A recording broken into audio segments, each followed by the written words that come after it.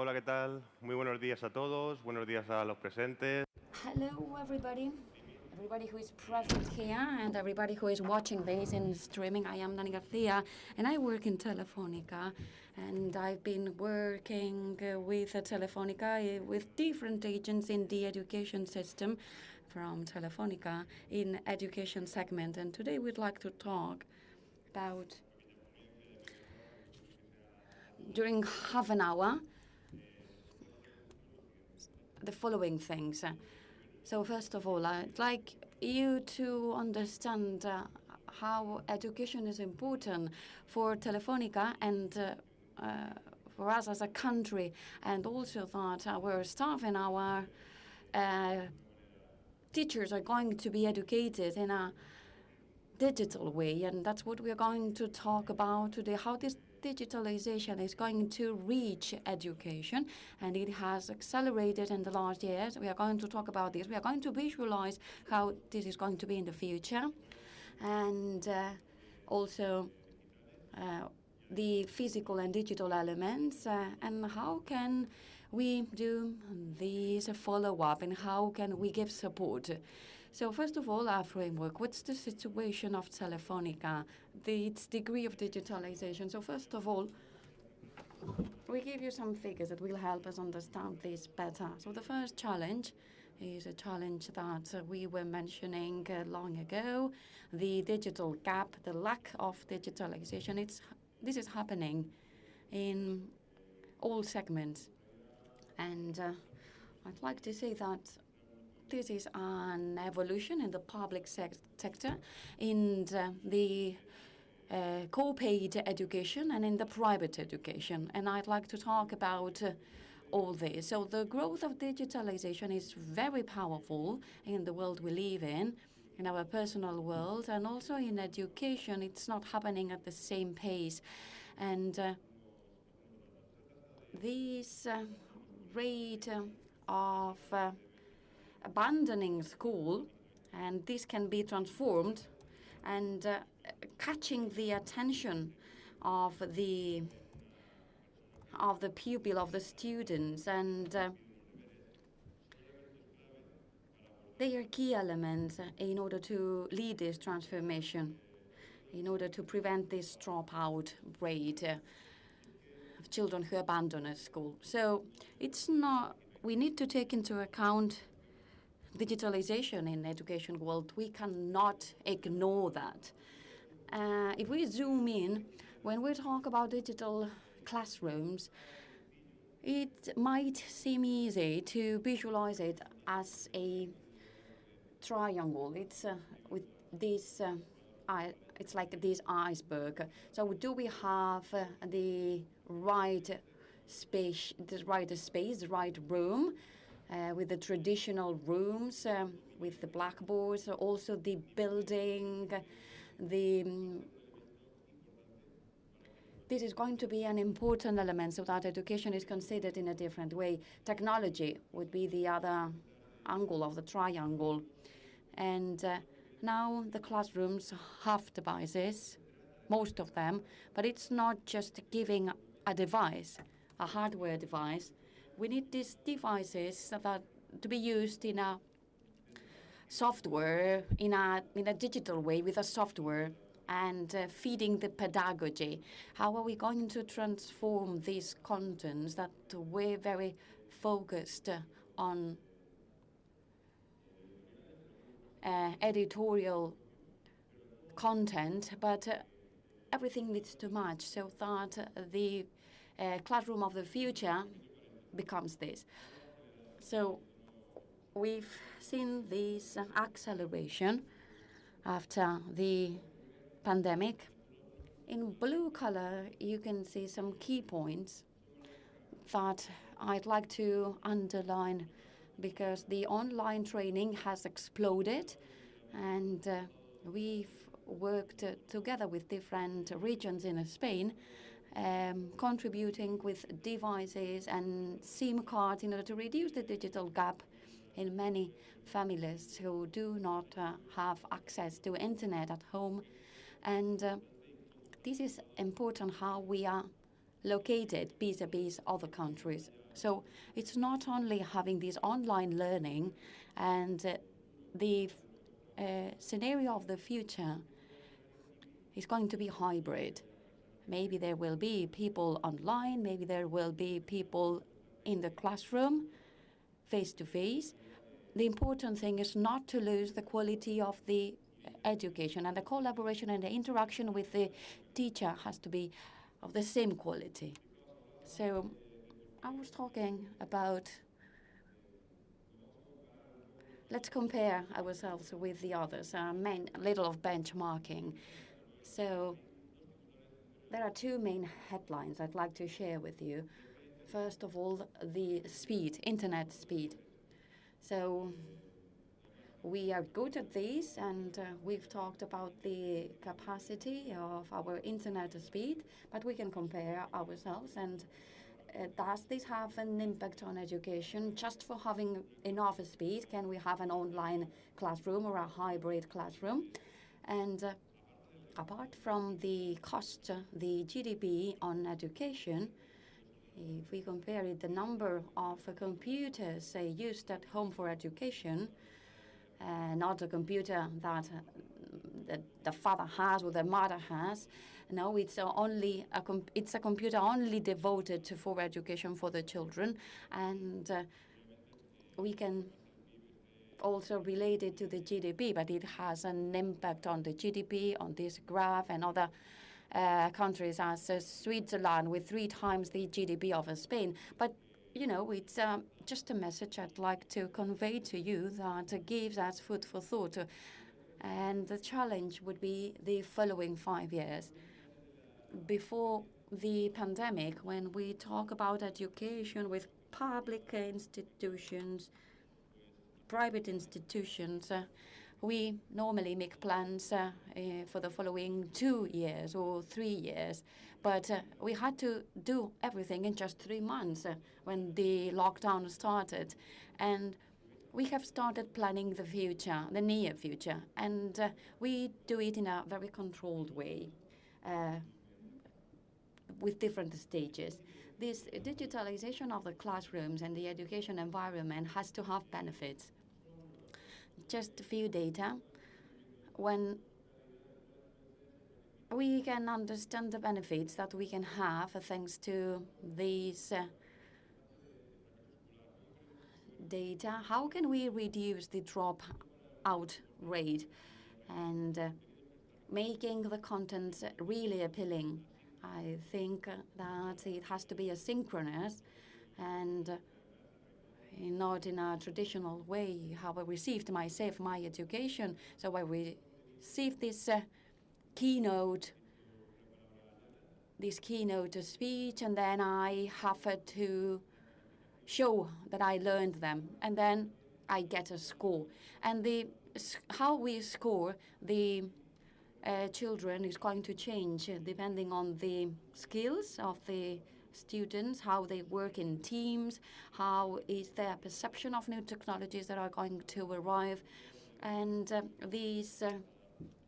how they are going to become the workers of the future. And we've done some researches already in the PISA report about how this performance can increase and the motivation of the student, and also finally to these professionals of the future, and if they can be employed depending on the contents they are receiving, these contents that should be dynamic and not static, so that these professionals are truly digital. So when we talk about being digital, we are talking about all this, and when we talk about all this, the processes, the data, we've been talking about these in this Congress already, and these are all technologies that are here to stay. They are the future in the following 5 years and the following decades as well. So how is the education going to be in the future? So we are not talking about the physical space. We are talking about the quality. Some things I've already mentioned them. the student is going to demand how to receive this education in a direct or an indirect way. So we need to have an on-demand asynchronous model where they can execute their actions, their individual or collaborative actions from whenever they want and from wherever they want or from wherever they can. But the classroom still makes sense. I'm not saying this. I'm not. This does not mean that these technologies are relevant. The publishing houses as well, the professors, the teachers, in order to catch the attention and appeal the attention of the student. That's why we talk about these infinite applications, content that is also infinite, and this international development behind all this. So as I said, these spaces should be transformed because inside the classroom, even the way everything is built, so maybe it's going to be a classroom in which we are going to have groups in this keynote class, but we can transform the classroom. This is pedagogy and how collaboration, both online or face-to-face, it's going to be the game changer for education. And there's something else. The focus is going to, not the focus, sorry, how the school is going to establish a different relationship with the families. It depends on the age of the student, obviously, but the way they relate to each other. And I need you to sign this report. I need to pay this. I need to talk I need to get in touch with the parent with this absence.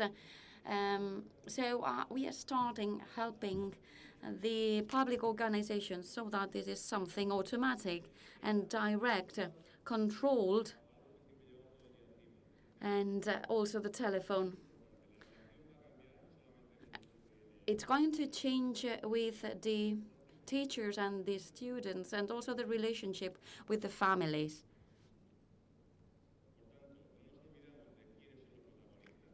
So we don't forget about the main protagonist and how we can help them. We're going to talk also about this, and this is the main goal, and we've talked about this. The teacher is not only giving this keynote class. It is like a mentor who accompanies in the education of these new generations. And in order to appeal the attention, we need to take into account the technology, and we need to create memorable experiences and experiences that are truly different. And it is someone with these UVR glasses. And we are doing these in vocational education. So when I have to show how we do this specific action in an industrial setting, I will be able to do it in the classroom with these specific classes. It means that I'm going to have a very immersive experience, and here technology is very important. So if we take all these different elements, I'd like to summarize them in something that is more tangible. So this is a message for the education environment. So schools are going to have a different role, a different space, the role of the families, and also the role of the teachers. So now I'm going to talk about the different pieces. What is the situation for the professionals of the future and the teachers that are going to help them, and which are the pieces that we need in the classroom of the future. So we've talked about different aspects already. A hybrid classroom. What do I mean with this?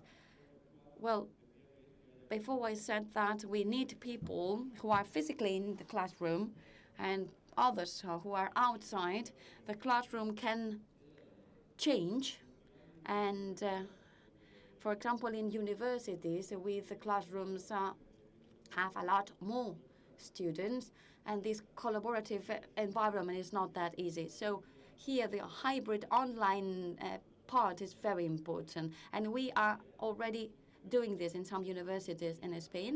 We need a technology supported by microphones, supported by cameras that follow the teacher and use the presentations and the blackboards, and they are very easy to follow, these classes, both from the online world and from the offline world. Sorry, from the virtual world or from the presential world, face-to-face. So we also needed to train these digital skills, and we are already doing this, giving a training to the teacher, and this way the teacher is going to have their own skills and their own digital skills. For example, with classical tools like a Moodle. We all know Moodle, but are they all ready to launch a test in Cisco Technologies or Google? So if we train them properly, they are going to exploit all these technologies at the maximum. And I want to talk about support. This is what we have, and how we will be able to help them. And it's not only giving a training and then leaving. It is a continuous, ongoing accompanying with the families, the teachers, and the students. This is what we are going to see now. There are many services that we can offer in the digital world. These services go from the traditional things, communications, connectivity, and not only personal connectivity, also the different devices. There are some choices we need to make, and we can help the schools in this decision-making process. Different groups of age, maybe not all students can use this tablet or this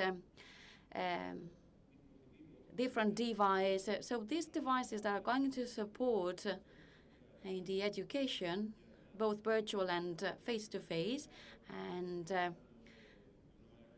they have to be controlled as well.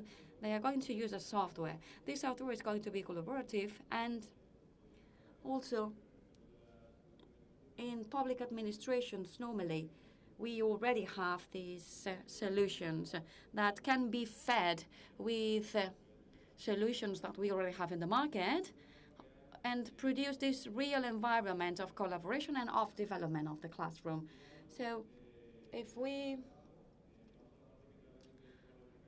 follow the chart in the slide, Telefónica can help me with the voices, with connectivity, with devices, with connectivity, with these appealing models for this software as well, and which is the other element that we can use. And this is the important part and the support that we give to the teacher.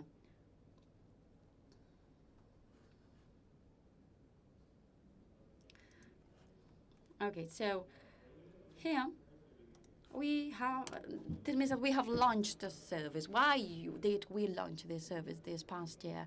Because we've been listening actively to the market. We already had solutions that we could offer to the market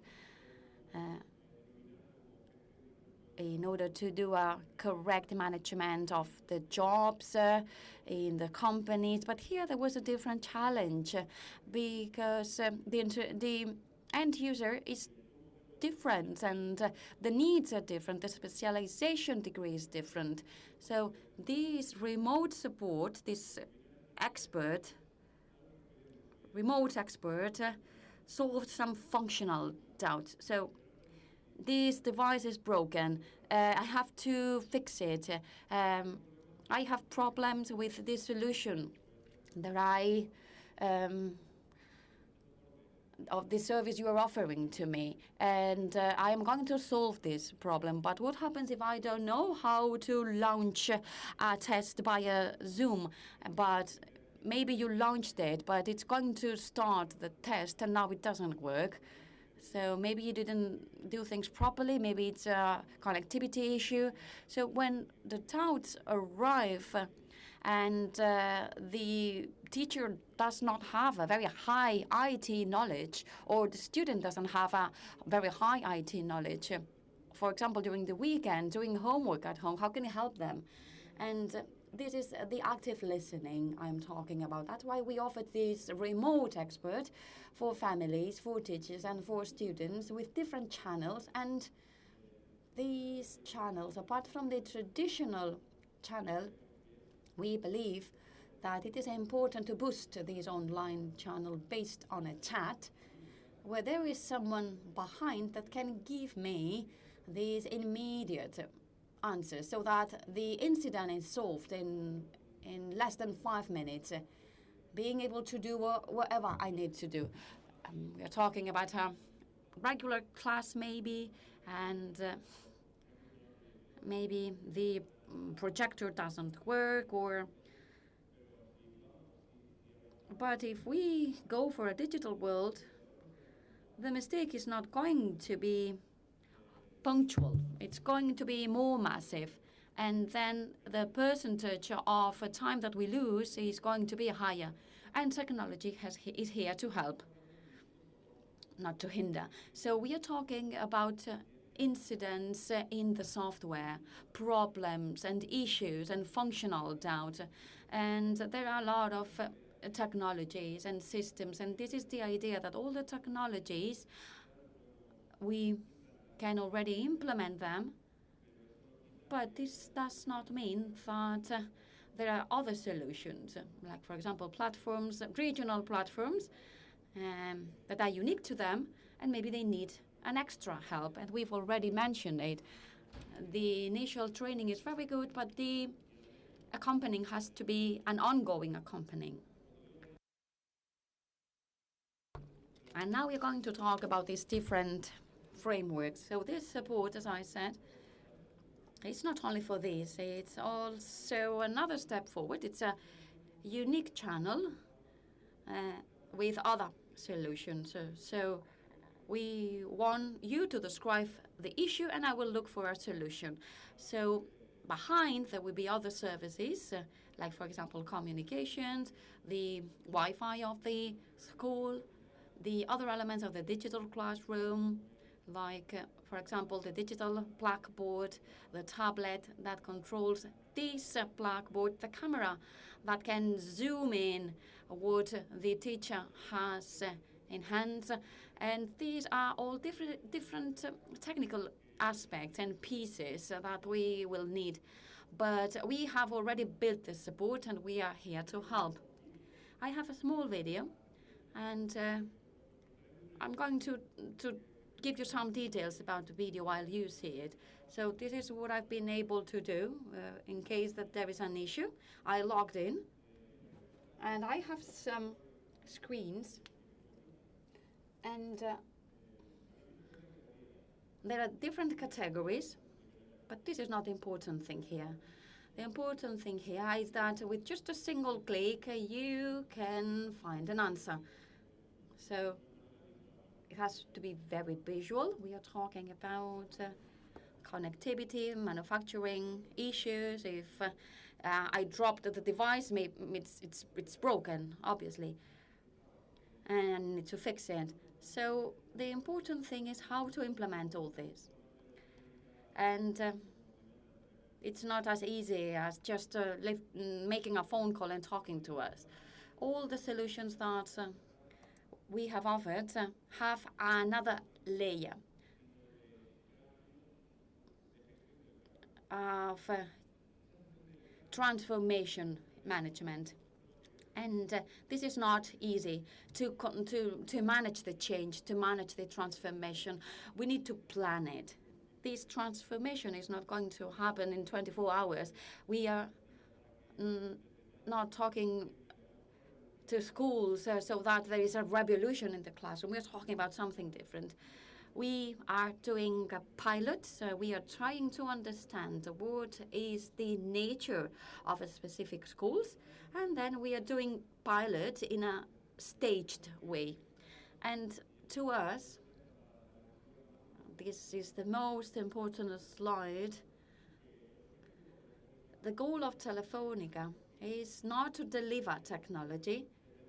It is not selling you this. It is also doing a digital transformation for the students, because these students are going to become workers, staff, and maybe staff for Telefónica. And this is very important for a company as Telefónica and for our country. And this is relevant to us, apart from all the different aspects I already mentioned. Where can we help in the professional infrastructures, etc.? The important thing is this. This is a real commitment of the company with education, and we want to do it. And we are already doing this.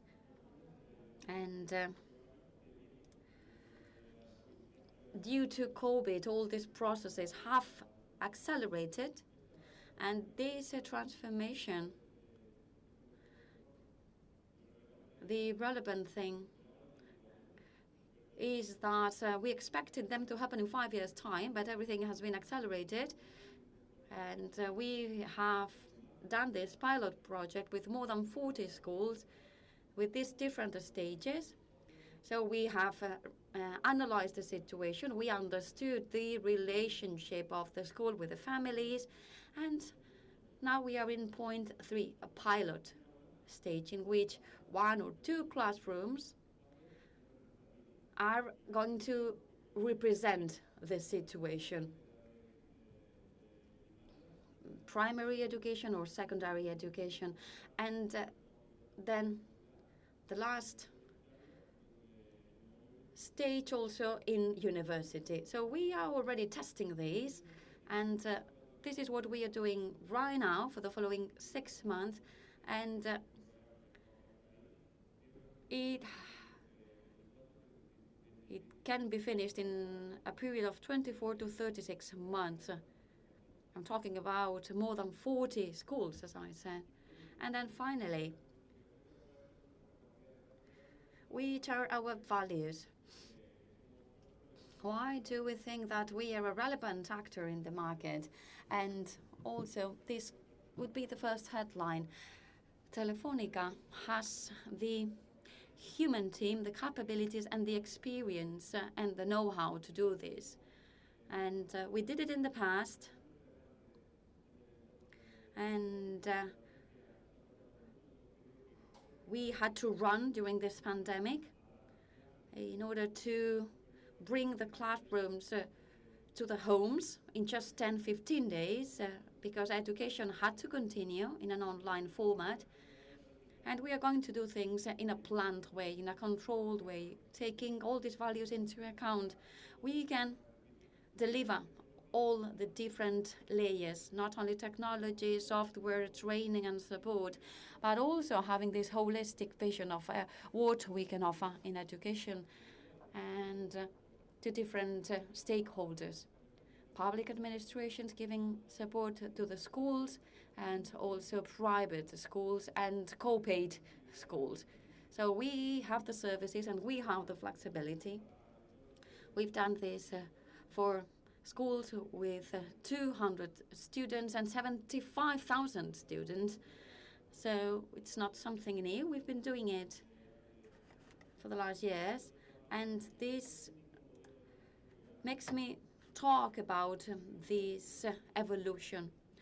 And we are in a constant evolution, always incorporating new products that will help us do this revolution and that to make sure that it happens as soon as possible. And also another value, this service that we are able to provide. So we are talking about standardizing these services and implementing them. So, as I said, I'd like to underline this last message. The commitment of Telefónica with education will continue accompanying you, and in the following 2-3 years, this is going to be very important for this segment. So thank you very much. Thank you for watching me, and good morning.